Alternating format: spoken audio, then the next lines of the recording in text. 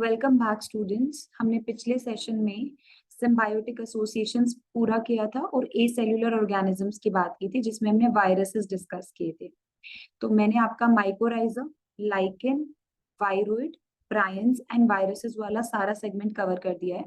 और मैंने आपसे प्रॉमिस किया था कि मैं नेक्स्ट सेशन में फंजाई के बारे में डिस्कशन करूंगी। तो आज हमारी जो वीडियोस जाएंगी वो फंजाई के बारे में होंगी। आई विल ट्राई कि मैं सारा फंजाई खत्म कर दूं। और आपको जितना मैं बता रही हूँ उतना पढ़ना कंपलसरी है। आपको ये नहीं सोचना है कि ये लाइन तो एनसीईआरटी ने नहीं लिखी तो हम नहीं पढ़ेंगे। बेटा, जो लाइन एनसीईआरटी ने नहीं लिखी लेकिन अगर उस पर पीवाईक्यू है तो मैंने उसे अपने नोट्स में ऐड किया है, तो आपको भी ऐड करना है और पढ़ना है, ठीक है। तो बिना देर करे शुरू करते हैं। आई थिंक आपको स्क्रीन पर नोट्स ऑलरेडी विजिबल है, उनको रीड मत कीजिए। जब मैं एक्सप्लेन कर रही होंगी तब ध्यान से सुनिएगा और उसके बाद नोट्स बना लेना एंड देन रिवाइज करके एनसीईआरटी को कंसेप्चुलाइज करना एंड पीवाईक्यू सॉल्व करना। किसी भी पीवाईक्यू या कोई भी इंडस्ट्री क्वेश्चन में कोई भी कंफ्यूजन होती है, you can drop me a message on LinkedIn, Instagram and WhatsApp. आप सबसे मेरे से कनेक्टेड है, तो आप किसी के भी थ्रू मुझे मैसेज कर सकते हैं या आप कमेंट सेक्शन को भी यूज कर सकते हैं, ठीक है। तो बिना देर करे हम शुरू करते हैं। आज हम पढ़ने वाले हैं mycology. What is mycology? Mycota word, मैंने बोला था ना कि मोनेरा का पुराना नाम माइकोटा होता है अपनी क्लासेस में, राइट। तो ये माइको वर्ड किसके लिए यूज किया जाता है? फंजाई के लिए यूज किया जाता है, बैक्टीरिया के लिए यूज नहीं करते हैं। इसीलिए माइकोटा को रीनेम करके मोनेरा नाम दिया गया था। ये हम ऑलरेडी डिस्कस कर चुके हैं अपने सेशंस में, राइट। तो हम माइकोलॉजी की बात करें। Mycology study of fungi. Fungi की स्टडी को हम माइकोलॉजी कहते हैं। तो ये याद रहना चाहिए। जैसे एल्गोलॉजी एल्गी की स्टडी होगी, ठीक है। तो इस तरीके से वर्ड्स आपको याद होने चाहिए। अब हमारे पास आते हैं कि इसके अंदर कौन से ऑर्गेनिजम्स होंगे। आप सबको पता है कि जो फंगस होती है वो हेट्रोट्रोफिक होती है, तो इसमें कैसे ऑर्गेनिजम्स होंगे? हेट्रोट्रोफिक ऑर्गेनिजम्स होंगे। दूसरा, ये जो ऑर्गेनिजम्स होंगे सबकी मॉर्फोलॉजी अलग अलग होगी। So they will have diversity in morphology as well as in habitat. Habitat का मतलब होता है जहां कोई ऑर्गेनिज्म रहता है, उसको हम क्या कहते हैं? हैबिटेट कहते हैं। तो मॉर्फोलॉजी भी अलग अलग होगी और हैबिटेट भी अलग अलग होगा। मतलब जो आउटर अपीयरेंस है वो भी वेरी करेगी और हैबिटेट भी वेरी करेगा। ये आपको याद रखना है। कॉस्मोपॉलिटन का मतलब हो गया कि हर जगह मिलेंगे। जैसे कि एनसीईआरटी ने लिखा है ये air, water, soil, animals, plants सब पर मिलते हैं, but they actually prefer to grow in warm and humid conditions. Warm and humid conditions में ग्रो करना ये प्रेफर करते हैं।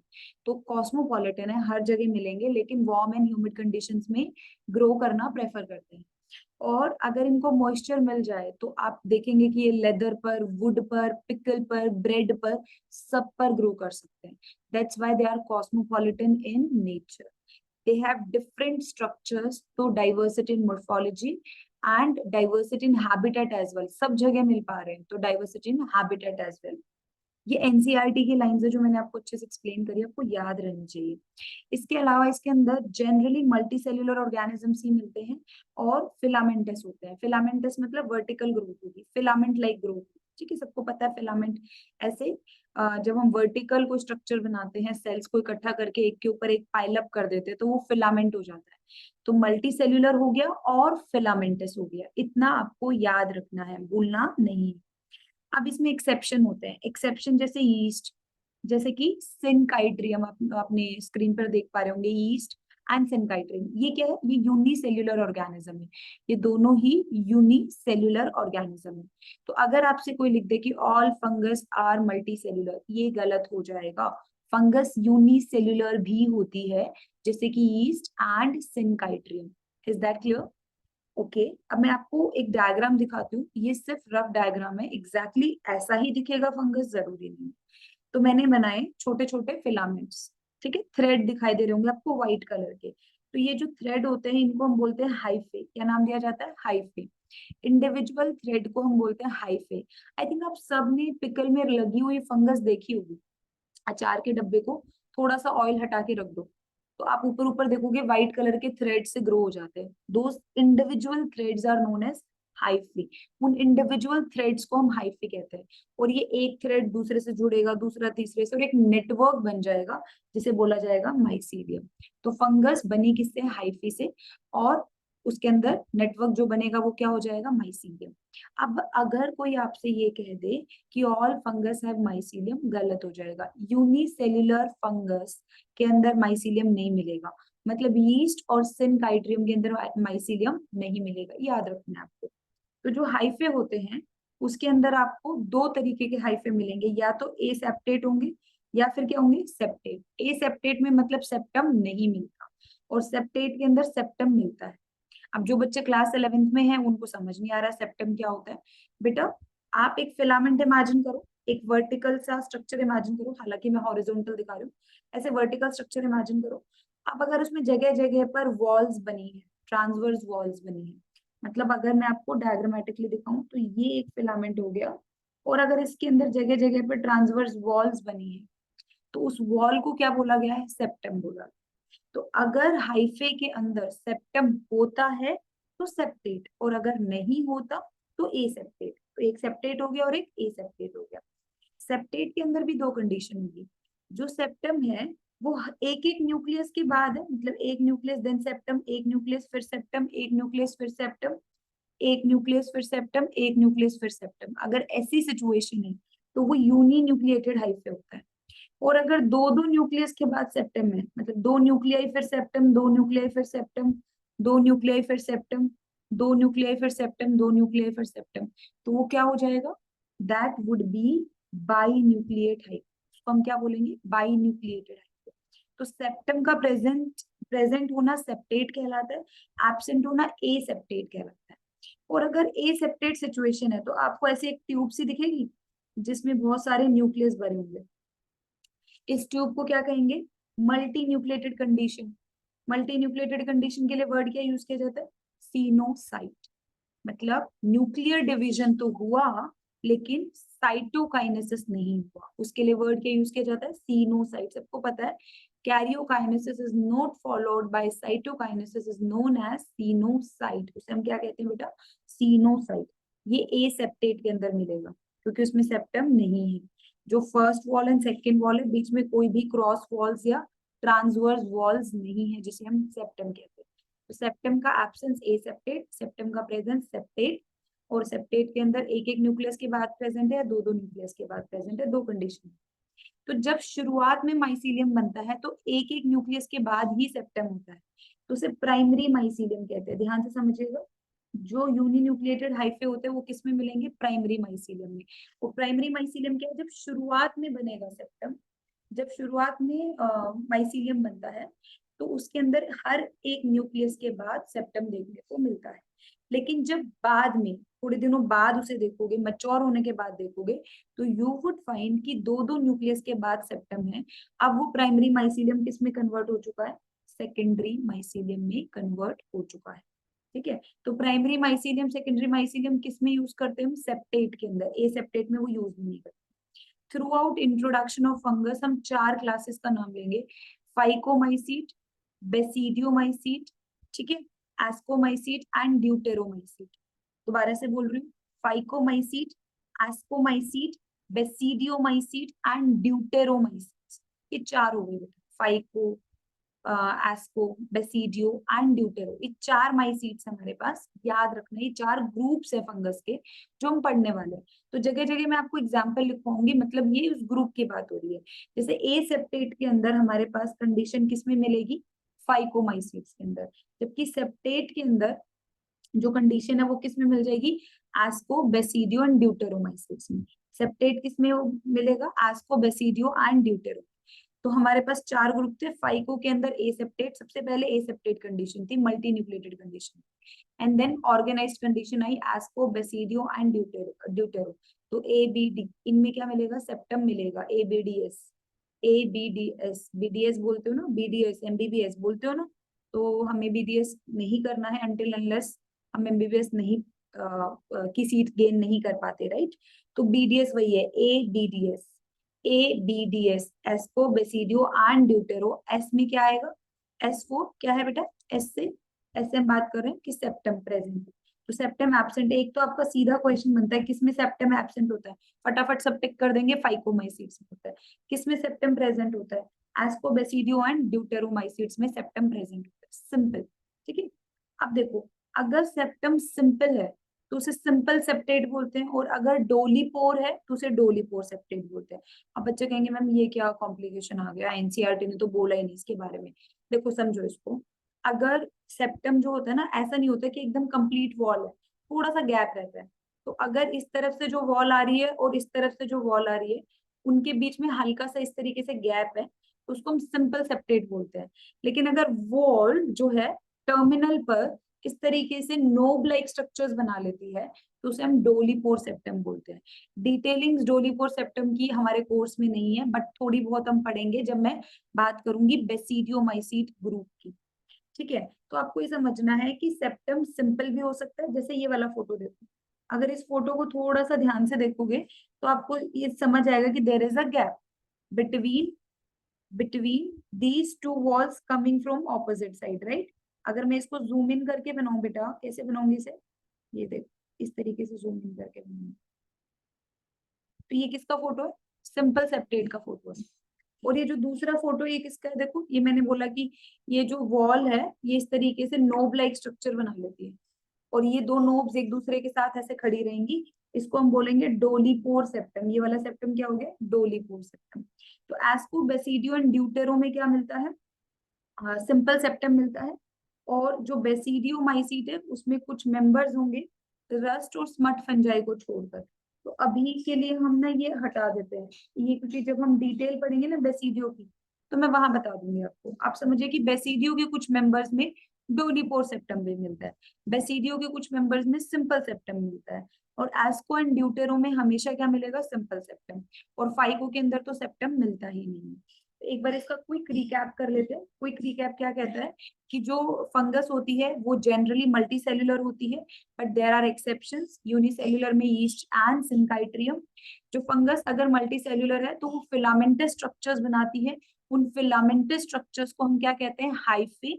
नेटवर्क ऑफ हाइफे को हम क्या कहते हैं, माइसीलियम। अब ये जो हाइफे है, अगर इसके अंदर ट्रांसवर्स वॉल प्रेजेंट है तो ये सेप्टेट हो जाएगा, और अगर प्रेजेंट नहीं है तो ये ए सेप्टेट हो जाएगा, मतलब सेप्टम एब्सेंट होगा। और अगर ट्रांसवर्स वॉल प्रेजेंट नहीं है तो एक मल्टी न्यूक्लिएटेड कंडीशन अराइज होगी। मल्टी न्यूक्लिएटेड कंडीशन के लिए वर्ड क्या यूज किया जाता है, सीनोसाइड। मतलब karyokinesis is not followed by cytokinesis, उसके लिए हम वर्ड क्या यूज करते हैं बेटा, सीनोसाइड। सीनोसाइड, ठीक है। और ये मिलेगी किसमें, ये मिलेगी फाइकोमाइसीट्स के अंदर मिलेगी। थोड़ा सा इरेज होगी तो मैंने दोबारा से लिखा, ठीक है। सेप्टेट के अंदर शुरुआती टाइम में प्राइमरी माइसीलियम होता है, जहां एक एक न्यूक्लियस के बाद आपको सेप्टम देखने को मिलेगा, और बाद में मैच्योरिटी पर दो दो न्यूक्लियाई के बाद सेप्टम देखने को मिलेगा। जब एक एक न्यूक्लियस के बाद सेप्टम देखने को मिलता है तो उसे हम प्राइमरी माइसीलियम कहते हैं, और जब दो दो न्यूक्लियस के बाद देखने को मिलता है तो उसे सेकेंडरी माइसीलियम, ठीक है। यहाँ तक कोई कंफ्यूजन, ठीक है। आगे बढ़ते हैं।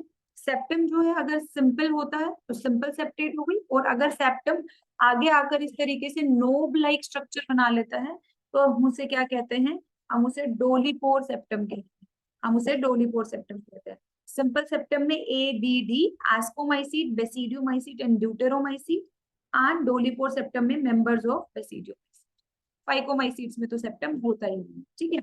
सेल वॉल किसकी बनी होती है, प्लांट्स के अंदर पड़ते हैं सेल्यूलोज की, इसके अंदर किसकी होती है, काइटिन की बनी होती है।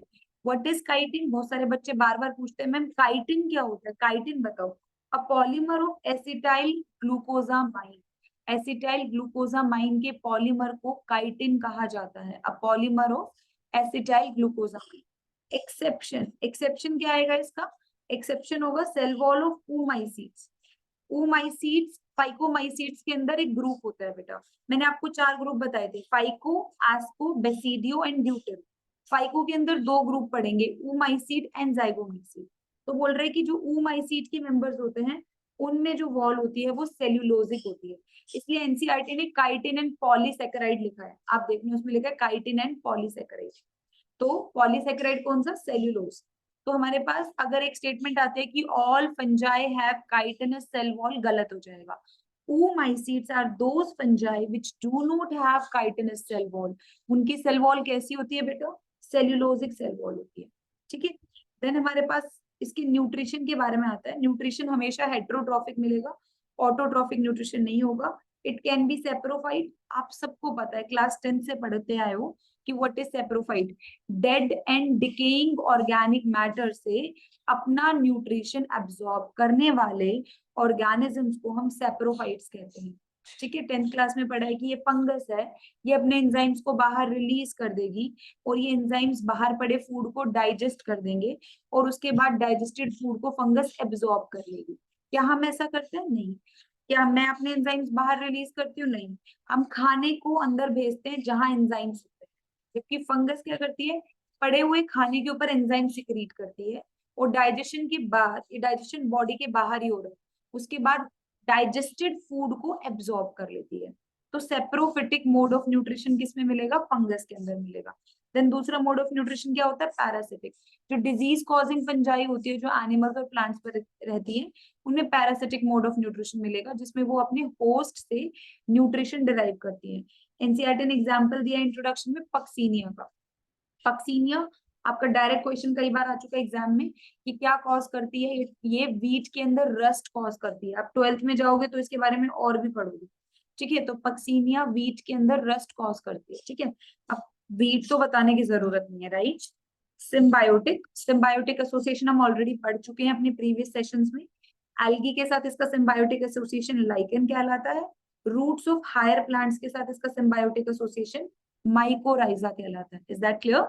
ठीक है, अब जो स्टोरेज फूड होगा बेटा, स्टोरेज फूड, इसके अंदर ग्लाइकोजन और फैट दोनों ही होते हैं। दोनों ही स्टोरेज फूड होते हैं, ग्लाइकोजन भी और फैट भी। इसके अलावा इसमें एक सिंगल सिस्टर्ने वाली गोल्जी बॉडीज मिलती है।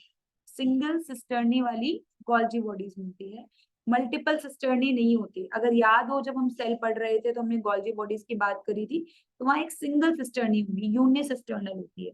इसके अलावा इसमें हेट्रोथेलिक स्पीशीज भी होती है और होमोथेलिक स्पीशीज भी होती है। मतलब फंगस के अंदर दो तरीके की स्पीशीज होती है, एक हेट्रोथेलिक और एक होमोथेलिक।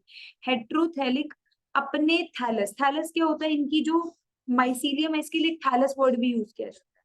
तो अपने ही माइसीलियम से आने वाले गैमीट्स, मान लीजिए एक थैलस है या एक माइसीलियम है, इसने मेल गैमीट भी प्रोड्यूस करे और फीमेल गैमीट भी प्रोड्यूस करे, तो ये आपस में फ्यूज नहीं करेंगे, क्योंकि ये क्या है, सेल्फ स्टेराइल। सेल्फ स्टेराइल का मतलब है कि अपने ही गैमीट्स के लिए कंपैटिबिलिटी ना शो करना।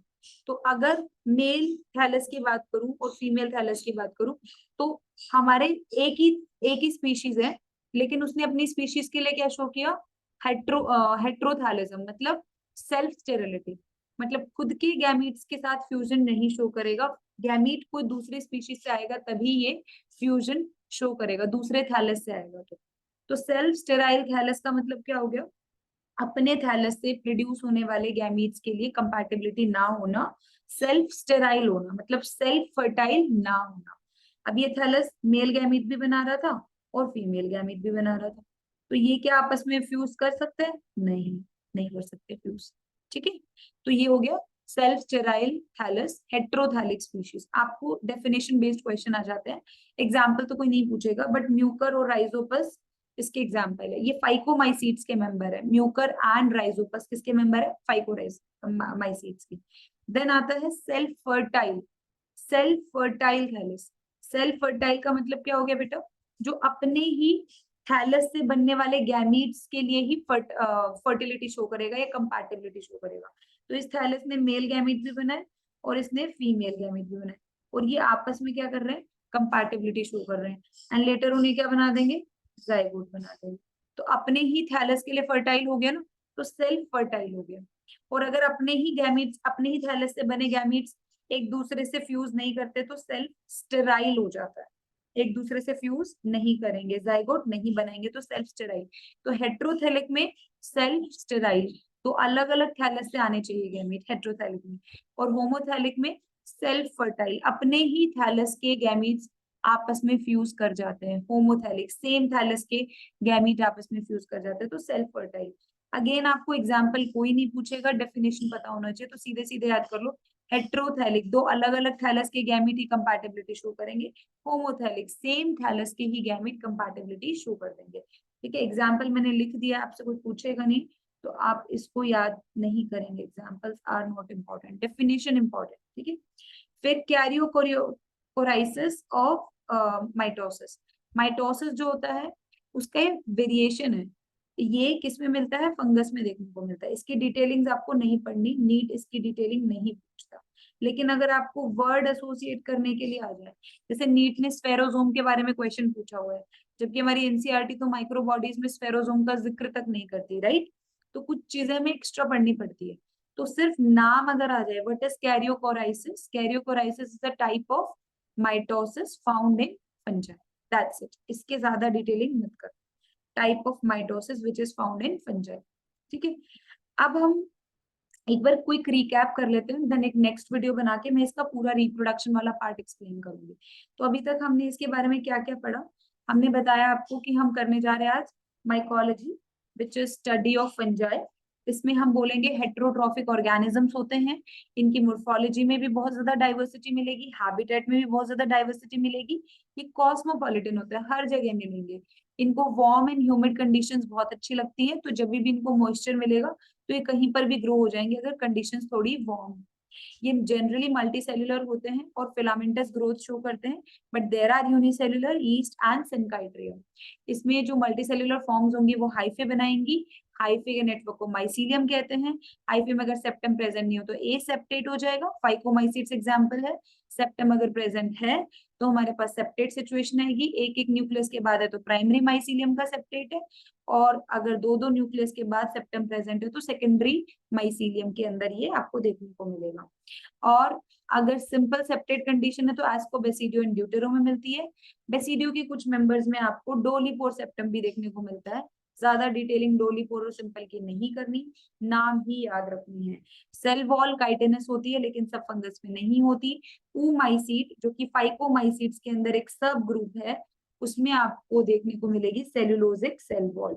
हेट्रोथेलिक न्यूट्रिशन होता है, सेप्रोफिटिक मोड ऑफ न्यूट्रिशन आप 10th क्लास में ऑलरेडी पढ़ चुके हैं। इसके अलावा पैरासिटिक, पक्सीनिया एक पैरासिटिक फंजाई है जो कि वीट रस्ट कॉज करती है। Symbiotic association lichen and mycorrhiza के बारे में हम ऑलरेडी डिटेल में वीडियो बना चुके हैं। स्टोरेज फूड होगा glycogen and fat. Golgi bodies में सिंगल सिस्टर नहीं होगी। इसके अंदर दो तरीके की स्पीशीज मिलती है, एक स्पीशीज में जो थैलस होता है वो सेल्फ फर्टाइल होता है जिसे हम बोलते हैं होमोथैलिक स्पीशीज, एक ही थैलस के गैमीट्स आपस में फ्यूज कर जाएंगे। हेट्रोथैलिक में दो अलग अलग थैलस के गैमीट चाहिए क्योंकि एक ही थैलस के गैमीट सेल्फ स्टेराइल होते हैं। एग्जाम्पल्स आपको नहीं करना, मैंने सिर्फ समझाने के लिए लिखे हुए हैं। Karyochorisis is a type of mitosis which is found in fungi. आपको इसकी डिटेलिंग नहीं करनी, नीट इसकी डिटेलिंग कभी भी नहीं पूछेगा। तो ये आपका सिर्फ इंट्रोडक्टरी पार्ट है एक्सेप्ट रिप्रोडक्शन। तो हम रिप्रोडक्शन वाला हिस्सा नेक्स्ट वीडियो में शूट करेंगे। टिल देन आप इतना लिखिए, रिवाइज कीजिए, कोई भी डाउट है आप प्लीज मुझसे कनेक्ट कीजिए। That's all for this session. अगले सेशन में रिप्रोडक्शन का पार्ट पढ़ते हैं, ठीक है। Bye bye.